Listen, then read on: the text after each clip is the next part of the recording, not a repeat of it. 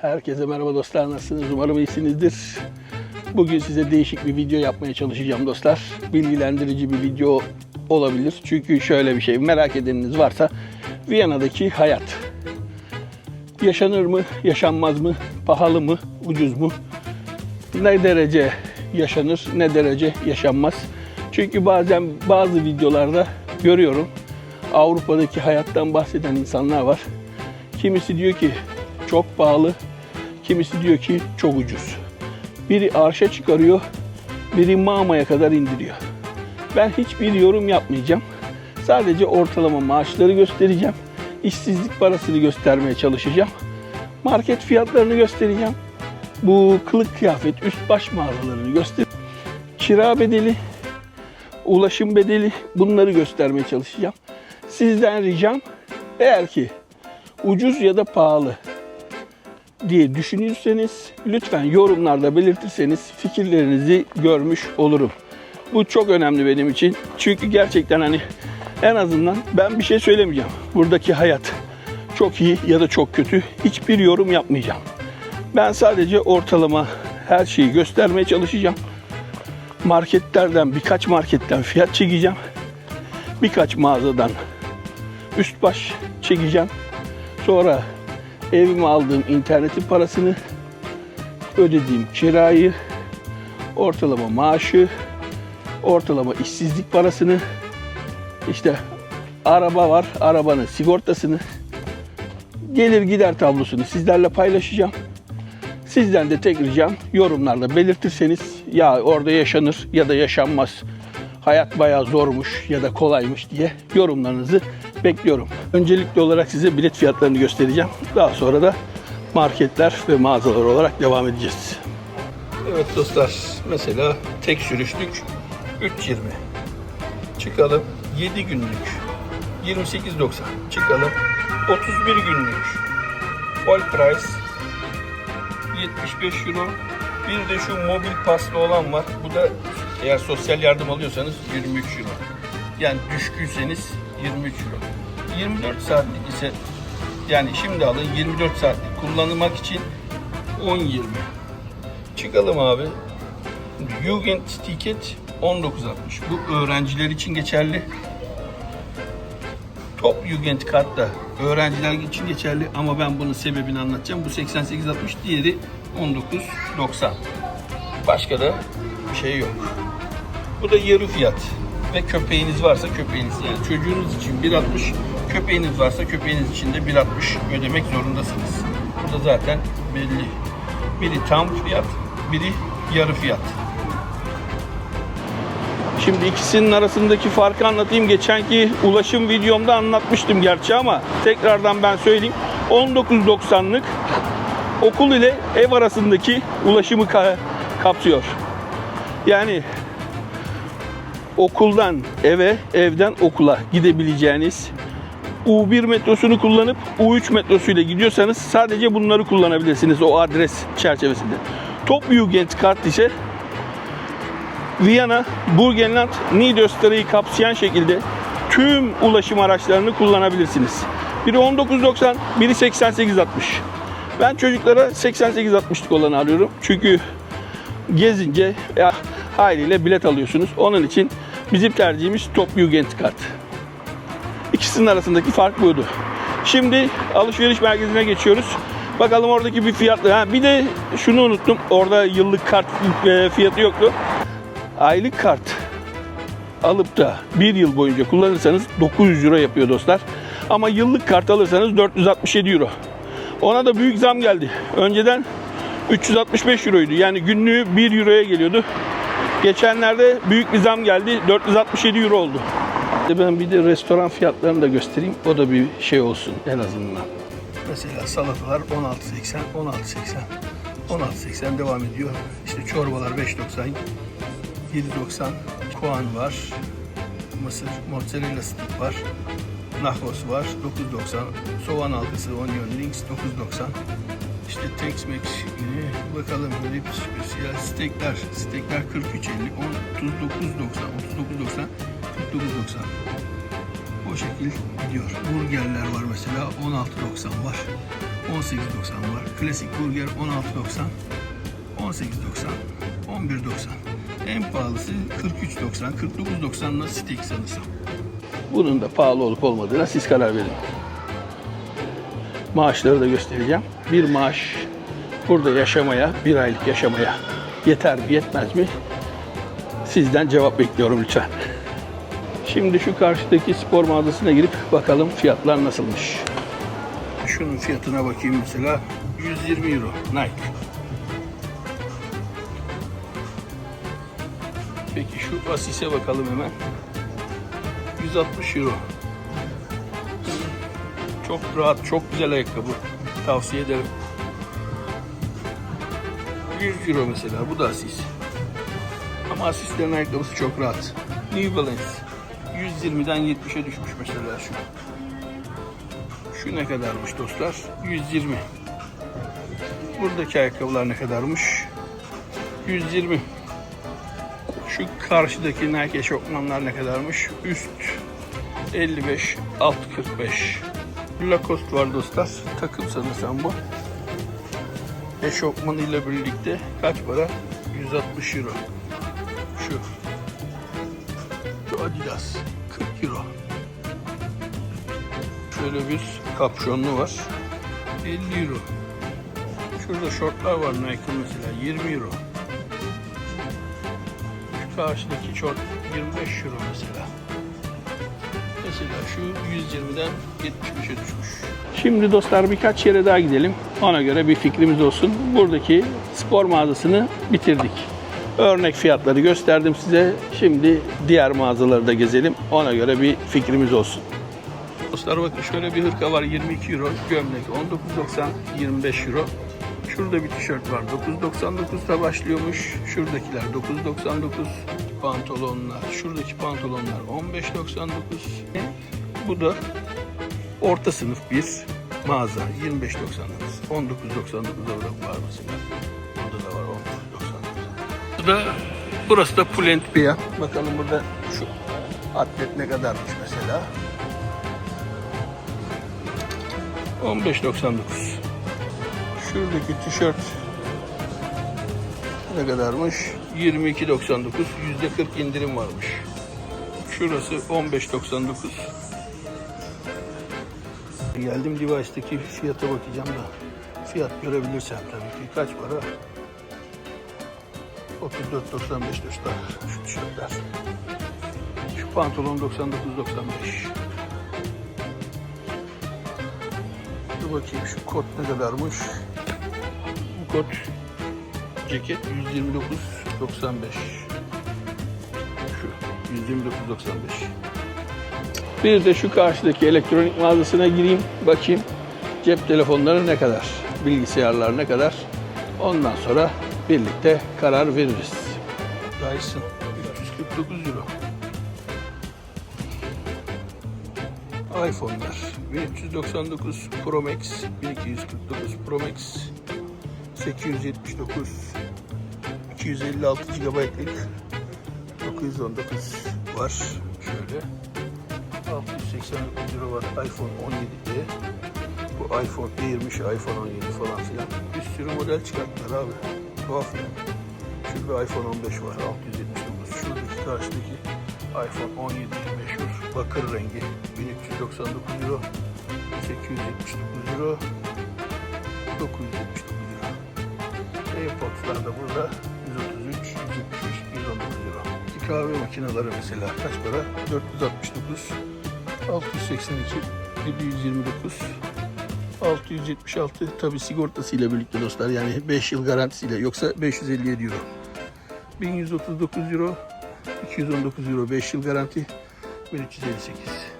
Burada da diğer modeller var mesela 458 eurodan başlıyor, 678, 738, 816 farklı markalar. Acer, Lenovo 928, 997, 1058 öyle devam ediyor dostlar. Burası DJ'in yeri. Mesela drone'lar ne kadarmış? Şu drone 689. Bu Mini 5 1019 314 euro. Bu 360 derece kamerası 409 euro. Bu drone 939 euro, 599 euro, 409 euro. Action 5 424, bu da 299 euro. Buradaki televizyon fiyatları da 1849 euro, 5 yıl garantisiyle 2178 euroya geliyor. Google'ın kendi ürünleri var bakın. Telefon 499 euro, 599 euro, 799 euro, 1599 euro, saatte var 347 euro. Şimdi dostlar, öncelikli olarak şunu anlayalım. Ben Avrupa'nın genelinden bahsetmiyorum. Olay yanlış anlaşılmasın çünkü Almanya'yı tanımam, İngiltere'yi tanımam, bilmem. Hani gittim, gezdim, yedim, içtim, kaldım. Harika yerler, mükemmel şehirleri var. Çok sevdim. Yine olsun yine giderim. Ama oradaki hayatı bilmiyorum. Onun için iyi veya kötü bir yorum yapamayacağım. Benim size göstermek istediğim, benim yaşadığım ülke Avusturya, yaşadığım şehir Viyana. Buradaki hayat nasıl, maaşlar nasıl, işte alışveriş ne kadar olur, bir ekmek kaç para, bir yağ kaç para, evin kirası kaç para, maaşın kaç para. Benim size göstermek istediğim şeyler bunlar. Ama bazen oluyor, mesela geçen sene mi ne, dayının birine denk gelmiştim Instagram'da. Adam anlatıyor, hatta onun esprisini de yapmıştım bizim bacana. Şöyle, ya diyor, vallahi diyor, Viyana'da diyor, benim akrabalar var diyor. Acından geberiyor diyor. Elma alacak paraları yok diyor. Bir tane alıyor diyor. Ya dayı, abartma. Hani o kadar da abartma. Bu külliyen yalan. Öncelikle onu söyleyeyim dostlar. Burada hiç kimse acından gebermiyor. Hele hele kamyon şoförü asla acından gebermez. Bu yalan. Ama yine de videonun sonunda yorumlarınızı bekliyorum. Biz acımızdan geberir miyiz yoksa yaşar mıyız? Bunu siz karar vereceksiniz. Lütfen yorum yapın. Dostlar, şimdi sizden tek ricam, hangi ülkede yaşıyorsanız o ülkenin avantajlarını, dezavantajlarını yorumlarda belirtirseniz çok mutlu olurum. Almanya'daki dostlar izliyorsanız Almanya'yı anlatırsanız çok sevinirim. İngiltere'deki, Avusturya'daki, işte bazı eyaletlerde olanlar, ne bileyim Fransa'da, İspanya'da, İtalya'da yaşayan dostlarımız eğer ki izliyorsa bize bilgi verirse çok mutlu olurum. Şimdiden hepinize teşekkür ederim. Markete geldik dostlar. Mesela şu biyo mantar 3.80. Şu kültür mantarı 1.89. Mesela kahveler 20.99. Çekirdek kahveler. Buna bakalım 29.99. Biyo kahve 17.99. Çeşit çeşit var. Yani ekmekler 23 cent. 2.75, 2.85, 94 cent. Şu bizim ekmeğe benziyor, 1.80. Bu çekirdekli siyah ekmek çok seviyorum. 2.90, 1.99, 2.29. Karpuzun kilosu 99 cent. Pirinç 1.89. 70'lik 10.40'lık Kristof. Grigros 47.90 büyüğü, 25.99 küçüğü. Mesela makarnalar 1.89. Gerçi indirime de girmişti. Şunlardan bir alana bir bedavaydı. 99 centli. Geçen hafta 2.37 olmuş. Tabii bir de şu var. Ek gelir olsun diye böyle depozitolu şişe ve kutu topluyoruz. Şimdi onları vereceğiz. Bakalım kaç para tutacak. Türkiye'den getirdiğim şişe de var. Türkiye'de 1 lira. Burada 12,5 lira. 25 cent. Bakalım kabul edecek mi makine? Amerika'dan Dr. Pepper kutuları da var. Onları da vereceğim. Kabul ederse var ya, yaşadık. 4 tane kutu 1 euro. Dostlar, ilk Türkiye'den getirdiğim şişeyi veriyorum bakalım. Bismillahirrahmanirrahim. Kabul etti. Amerika'daki Dr. Pepper. Kabul etti. Bu da buranın şeyi. Bakalım. Evet. Ne kadarlık bir saat çıkacak.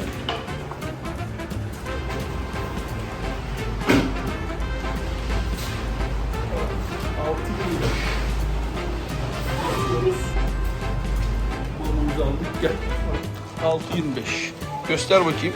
Evet dostlar, kısa günün kârı 6.25. Dostlar, demin çekmeyi unuttum da 2,5 kilo kanat aldım. Onun fiyatı da 12-14 lira. Şöyle göstereyim. 2,5 kilo kanat eşittir 12 euro. Şimdi dostlar, eve geldik. Şimdi size göstermek istediğim örnek bir maaş. Mesela bordrolu 1981 euro. Bir de işsizlik parasından bahsetmek istiyorum. Atıyorum onun da günlüğü 49.62. 49.62 alıyorsunuz. Yani bir ayda hemen hemen 1500 liraya tekabül ediyor. Normal bir devlet memuru da, yani bu ne olursa olsun hani askeri böyle ortalama tutar, 1981 euro 2000 euro arası maaş geliyor. Toplamda da 3400 ile 3500 euro. Eğer ki bir çalışan, bir işsiz varsa 3500 euro gibi bir gelir geliyor eve. Tabi bunların nesi var abi?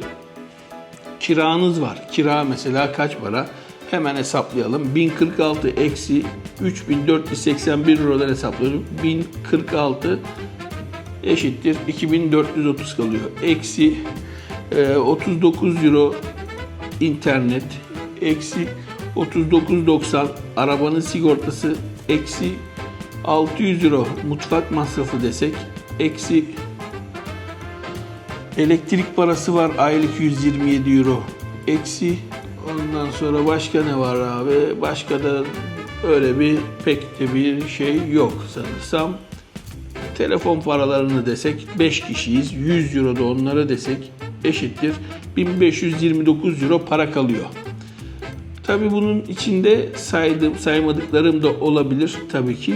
Yine siz buradan atıyorum 500 euroyu da silin, 1000 euro cebinizde kalması gerekiyor. Eksi 529 diyelim eşittir 1000 euro.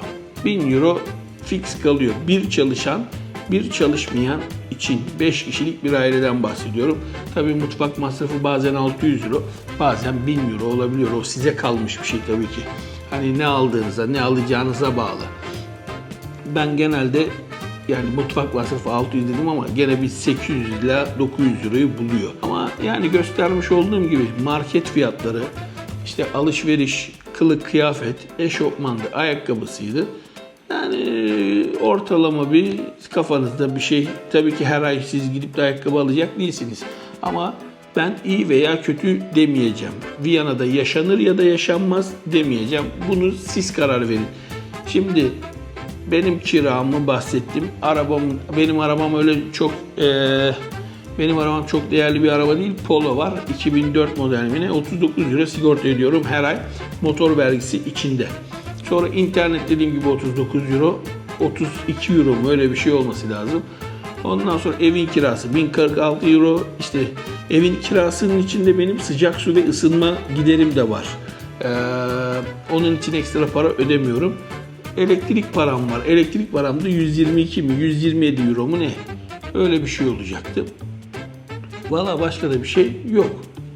Varsa da bilmiyorum, aklımda gelmemiş olabilir ama ekstradan 529 euroyu da sildim. Çünkü insanlık hali, kafamın bazen gelmiyor aklınıza. Daha sonra o da vardı diyorsunuz.